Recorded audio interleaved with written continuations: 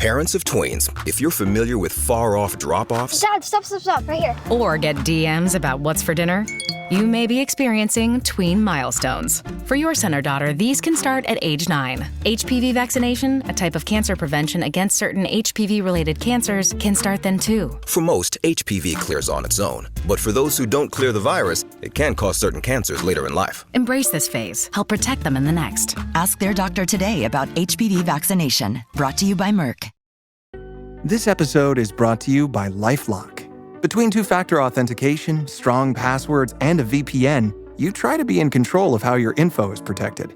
But many other places also have it, and they might not be as careful. That's why LifeLock monitors hundreds of millions of data points a second for threats. If your identity is stolen, they'll fix it, guaranteed, or your money back. Save up to 40% your first year. Visit lifelock.com/podcast for 40% off. Terms apply. This episode is brought to you by Indeed. When your computer breaks, you don't wait for it to magically start working again. You fix the problem. So why wait to hire the people your company desperately needs? Use Indeed's sponsored jobs to hire top talent fast. And even better, you only pay for results. There's no need to wait. Speed up your hiring with a $75 sponsored job credit at Indeed.com/podcast. Terms and conditions apply. Ryan Reynolds here from Mint Mobile. With the price of just about everything going up, we thought we'd bring our prices down. So to help us, we brought in a reverse auctioneer, which is apparently a thing. Mint Mobile Unlimited Premium Wireless. How to get 30, 30, bit to get 30, bit to get 20, 20, 20, bit to get 20, 20, bit to get 15, 15, 15, 15, just $15 a month? Sold! Give it a try at mintmobile.com/switch. Upfront payment of $45 for 3-month plan, equivalent to $15 per month required. New customer offer for first 3 months only. Speed slow after 35 gigabytes if network's busy. Taxes and fees extra. See mintmobile.com. This episode is brought to you by Polestar. There's only one true way to experience the all-electric luxury SUV Polestar 3, and that's to take a test drive. It can go from 0 to 60 in as little as 4.8 seconds with the dynamic handling of a sports car. But to truly understand how it commands the road, you need to be behind the wheel. Up to 350 miles of range, the 3D surround sound system by Bowers & Wilkins. It's all something you have to experience to believe. So book your test drive for Polestar 3 today at Polestar.com. If you went on a road trip and you didn't stop for a Big Mac or drop a crispy fry between the car seats or use your McDonald's bag as a placemat, then that wasn't a road trip. It was just a really long drive. Ba-da-ba-ba-ba. At participating McDonald's. What cross-silo leadership looks like. Abstract. This article discusses the concept of cross-silo leadership and key practices for breaking down organizational silos. It argues that as organizational structures have become more complex, traditional vertical leadership has given way to more collaborative cross-functional approaches. The abstract outlines key points from the article, including how cross-silo leaders cultivate collaboration through establishing shared goals, fostering interdependence, and facilitating social bonds. It also discusses how they enhance communication using multiple channels, promote transparency, and engage in active listening. Leaders must also develop a networked mindset through valuing relationships over silos, thinking systematically, and embracing ambiguity. The article presents strategies for cross-silo leadership, such as redesigning structures, rotating staff, empowering failures at interfaces, and modeling collaboration. Overall, it positions cross-silo leadership as critical for driving effectiveness in networked environments by dissolving barriers between groups. In today's complex organizational landscape marked by cross-functional collaboration and matrix teams, traditional hierarchical structures are giving way to more agile and adaptable models. Organizations are shedding silos in favor of permeable boundaries that allow the free flow of ideas, resources, and decision-making across divisions. This transition requires a new breed of leader adept at navigating complexity, building bridges between groups, and empowering cohesive efforts across organizational silos. This episode is brought to you by LifeLock. Between two-factor authentication, strong passwords, and a VPN, you try to be in control of how your info is protected. But many other places also have it, and they might not be as careful. That's why LifeLock monitors hundreds of millions of data points a second for threats. If your identity is stolen, they'll fix it, guaranteed, or your money back. Save up to 40% your first year. Visit lifelock.com/podcast for 40% off. Terms apply. Today, we will explore the key characteristics of cross-silo leadership, with a focus on cultivating collaboration, enhancing communication, and developing a networked mindset. Cultivating collaboration. Research asserts that flattening structures and dissolving silos necessitates collaborative leadership approaches. Cross-silo leaders understand that collaboration is not just a nice-to-have, but rather the defining factor for success in matrixed environments, where influence must replace authority. Pina y Cunha et al. 2014. These leaders move teams from a mentality of us vs. them towards collective ownership of outcomes. 3 core tactics for cultivating collaboration include establishing shared goals. Cross-silo leaders frame organizational goals in a way that balances departmental interests with overarching objectives. Goals are transparent and integrated rather than competing, so teams see how their work interconnects. Sullivan, 2012, for example, healthcare provider Mass General Brigham developed population health goals measured across its network of hospitals, clinics, and community partners. This united previously siloed groups around improving overall community wellness.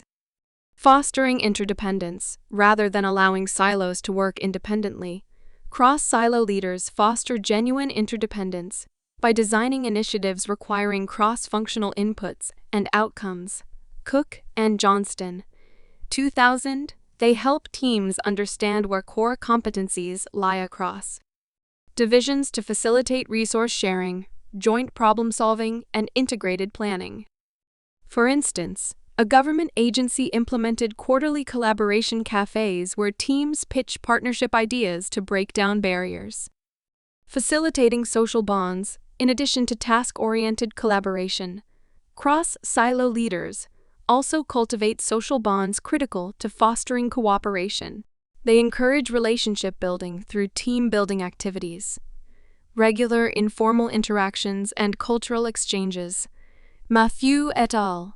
2008, for example, a tech company schedules monthly lunch and learns where silos teach one another about their work through interactive demos and Q&As over shared meals. Enhancing communication. Collaboration also hinges on cross-silo leaders prioritizing clear, consistent, and multi-directional communication flows. Research links effective communication practices to higher employee engagement and stronger inter-silo partnerships. Con. 1990, leaders can establish these practices as follows. Utilize a range of documentation channels from documentation repositories to social and Total. 2016. This variety accommodates diverse learning and engagement preferences across silos. An automaker uses an internal website, Yammer account, tip jars, and feedback wall to share updates across its global facilities. Promoting transparency, cross-silo leaders also emphasize open book management with transparent information sharing about priorities, budgets, challenges, and wins. Pina y Cunha et al. 2014. This builds understanding and trust between silos used to working independently with limited visibility. A healthcare insurance provider holds weekly open forums where any employee can pose questions to C-suite leaders. Engaging in active listening, two-way communication is also bolstered through cross-silo leaders' commitment to listening with empathy to various perspectives. Glazer, 2014. They foster psychologically safe environments, encouraging candid yet respectful dialogue. For instance, the head of a nonprofit asks staff members to periodically switch seats to hear different silos' point of views on initiatives. Developing a networked mindset. Beyond specific collaboration and communication techniques, cross-silo leaders reshape mindsets through developing a network orientation. They cultivate an ecosystem thinking that recognizes interdependence, sees the big picture across boundaries and leverages diverse strengths. Cross and Parker, 2004. Key aspects include valuing relationships over silos. Cross-silo leaders prioritize developing strong professional networks internally and externally, rather than narrow silo focus. Kilduff and Brass, 2010. They connect teams to strategic partners who can facilitate broader problem-solving. For example, a manufacturing firm hosts annual supplier summits, where internal divisions mingle with vendors to spark new innovations at the intersections of their work. Thinking systems, not parts. With a systems lens, cross-silo leaders understand how initiatives in one area might impact others. Senge, 1990. They avoid optimizing a single silo at the expense of the whole organization. Conversely, a tech startup piloted a rotational roles program where employees periodically job shadow peers to gain holistic perspective. Embracing ambiguity and emergence, networked ecosystems breed unpredictable dynamics requiring adept navigation of gray areas. Stacy, 1995. Cross-silo leaders are comfortable with uncertainty, can leverage disruption, and empower grassroots solutions occurring at silo interfaces. A utility provider's empowered innovation councils incubated new solutions from crowdsourced staff proposals. Cross-silo leadership demands cultivating collaboration, enhancing communication flows, and reshaping mindsets, all with the goal of breaking down walls, dividing groups to optimize organizational performance. Equipped with these competencies, leaders can drive outcomes through networks of empowered, mutually supportive teams, rather than hierarchies of isolated silos. The following section explores specific strategies leaders might employ. Strategies for cross-silo leadership and practice. While collaboration, communication, and mindset serve as foundational elements, cross-silo leaders also require tangible strategies tailored to their organizational contexts.